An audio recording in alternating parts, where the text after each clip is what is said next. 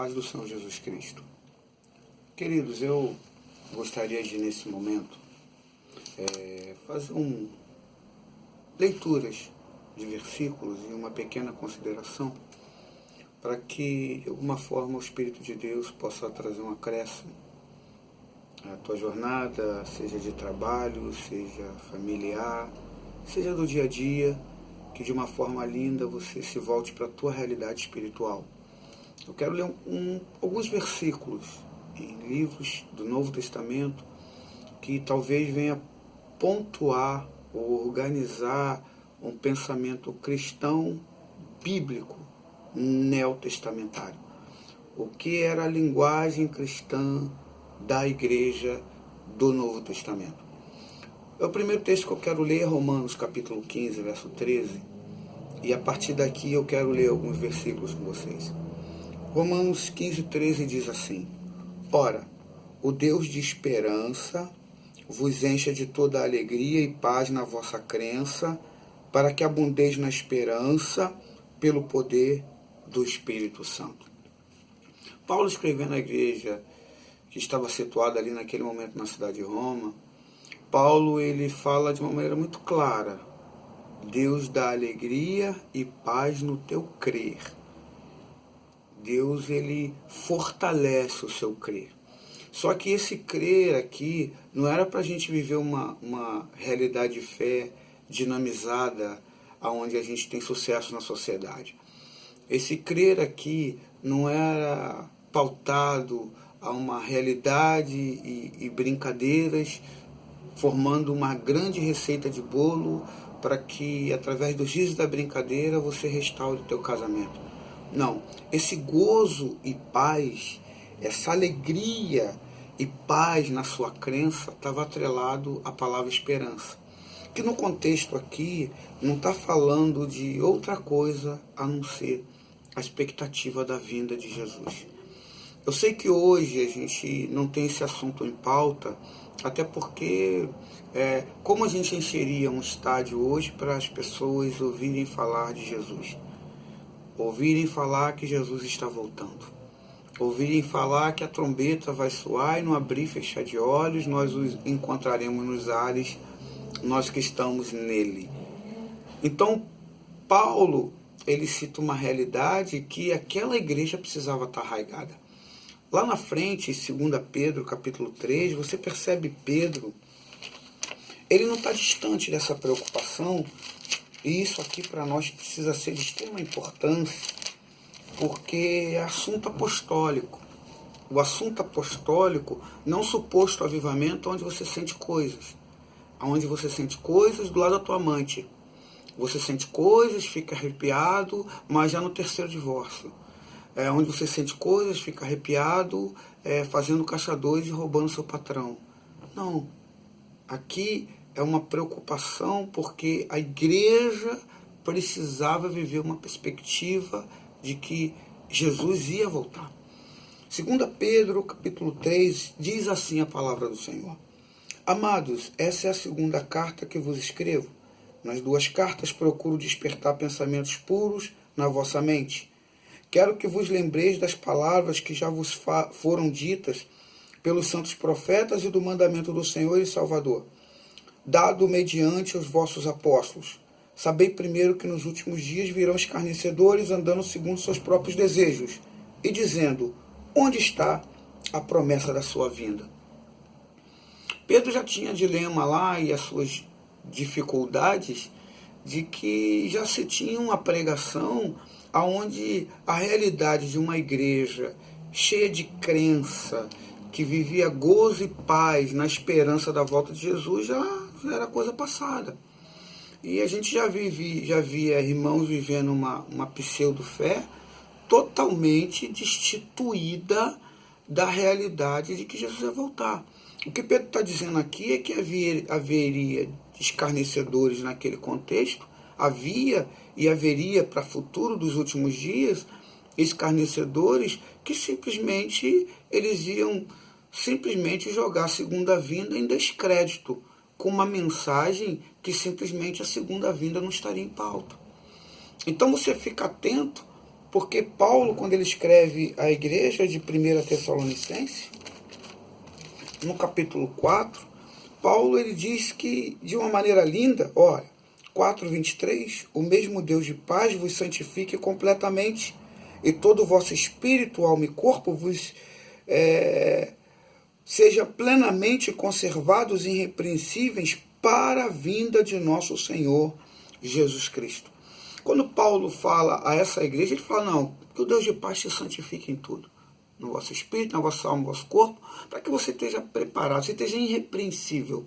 A palavra no grego irrepreensível, ela dá uma conotação simples, que o teu interior esteja correto, que moralmente a sua vida espiritual esteja em dia. E aí ele usa a palavra vinda, que é a palavra parousia no grego, e ela significa a chegada da realeza. Ela significa um encontro singular com a realeza. Parousia, ela traz essa conotação de você ter indo a um encontro alguém simplesmente que é o rei. Então, em todo momento, a linguagem do Novo Testamento é uma preparação para que você se encontre com a realeza, para que você se encontre com o rei, para que você chegue a uma realidade de estar face a face com o Rei dos Reis. E aí você tem hoje um evangelicalismo destituído disso, e quando a gente chega lá em 1 Coríntios capítulo 15, o que a gente se depara é com susto. Porque Paulo ele vai dizer de uma maneira clara, 1 Coríntios capítulo 15, verso 19, se esperamos em Cristo só nessa vida, somos os mais infelizes de todos os homens. Talvez aqui esteja o ponto daquilo que você entende como uma mensagem que te alivia uma noite, que sustenta a tua fé segunda e terça, e na quarta você já está na podridão da pornografia da internet, que muitas das vezes você já sai do culto e na calçada você já está falando mal do ministro, é simplesmente que você está vivendo uma realidade de ouvir um contexto de uma palavra, de aceitar para a sua vida um contexto de uma palavra que nutre a tua expectativa de Jesus Cristo, ou perspectiva sobre Jesus Cristo, apenas nessa vida. Então, quando não se fala sobre Jesus, mudando alguma coisa dentro da tua casa, mudando alguma coisa dentro da tua hora, logo isso daqui não tem sentido. Porque a mensagem de Jesus que você dá crédito, ou que alguns dão crédito, é a mensagem de Jesus que tem que te impulsionar no imediatismo, onde você realmente vai conseguir dar uma resposta àquela tia que parece que você precisa vencer para provar para a família que essa família desfez de uma pessoa errada. Porque você é o grande campeão, e porque você é o grande campeão, eles têm que saber que você é um vencedor. Só que Paulo, ele vai dizer que se você espera Jesus só nessa vida, tu é o mais miserável de todos os homens. Tu é o mais infeliz de todos os homens. Então eu preciso atentar para uma realidade de texto. Porque Paulo, quando ele escreve a 1 Tessalonicenses, essa igreja tão rica, tão linda, uma igreja que é testemunho de fé, de ousadia, de intrepidez, Paulo vai dizer assim, capítulo 3 agora, verso 12 e 13. O Senhor vos aumente e vos faça crescer em amor uns para com os outros e para com todos, como também nós para convosco. Possa ele vos confirmar o coração, para que sejais irrepreensível em santidade diante de nosso Deus e Pai, na vinda de nosso Senhor Jesus com todos os seus santos.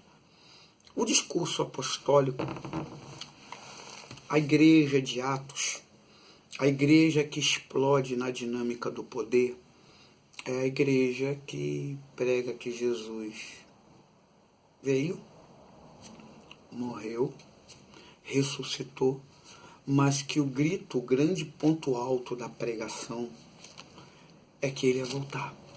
Eu quero dizer para você, esses dias, tão lindo, é que parousia é uma realidade da vida da igreja. Então, se prepara para se encontrar com a realeza.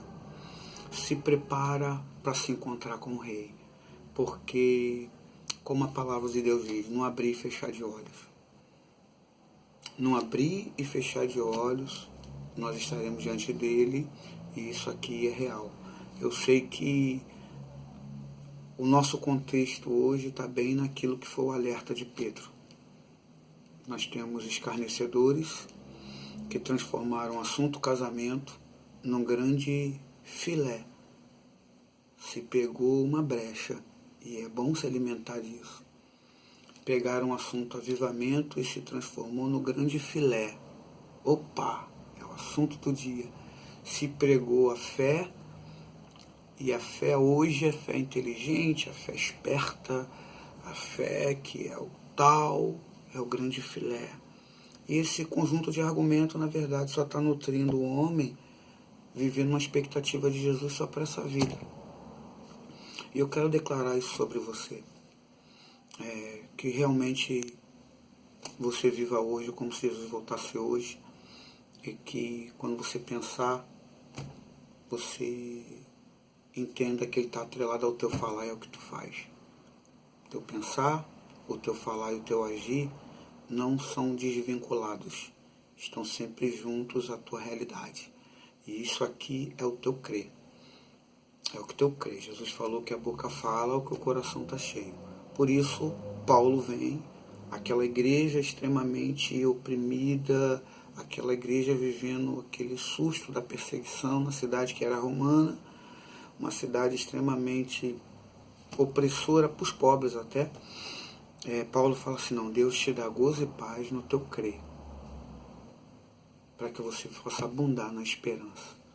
Deus te dá segurança no teu crer, para que em nenhum momento nada substitua a promessa da segunda vinda dentro do teu coração. Assim santos morreram, assim santos entregaram suas vidas, e eu não sei se essa é a tua realidade hoje, mas eu quero dizer para você que Jesus vai voltar. Jesus está voltando, e a vinda de Jesus Cristo é uma realidade, e isso aqui, eu não estou querendo ser o profeta apocalíptico. Eu estou simplesmente pensando biblicamente, lendo versículos com você e te pedindo também para que você desperte pensamento puro, como o apóstolo Pedro falou em 2 Pedro capítulo 3. Ele fala as duas cartas, eu tive o propósito de fazer você ter pensamentos puros. E o pensamento puro não estava atrelado a outra coisa, senão você está preparado para a vinda de Jesus. Que Deus te abençoe, te agracie, que esses dias sejam um dia fantástico na tua vida, e que você possa ser um bom marido, porque senão vai estar dois no campo, um vai subir, outro vai ficar.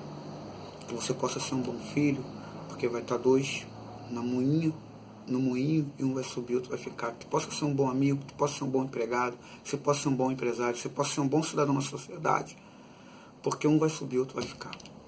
Só por causa da segunda vinda.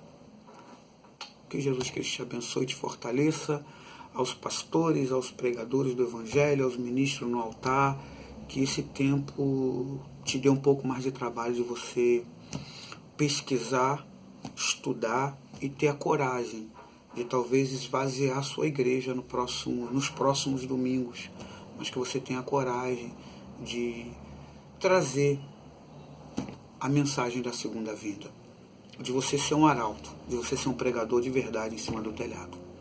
Você ser um pregador do telhado. Que Deus te abençoe e te fortaleça no nome de Jesus.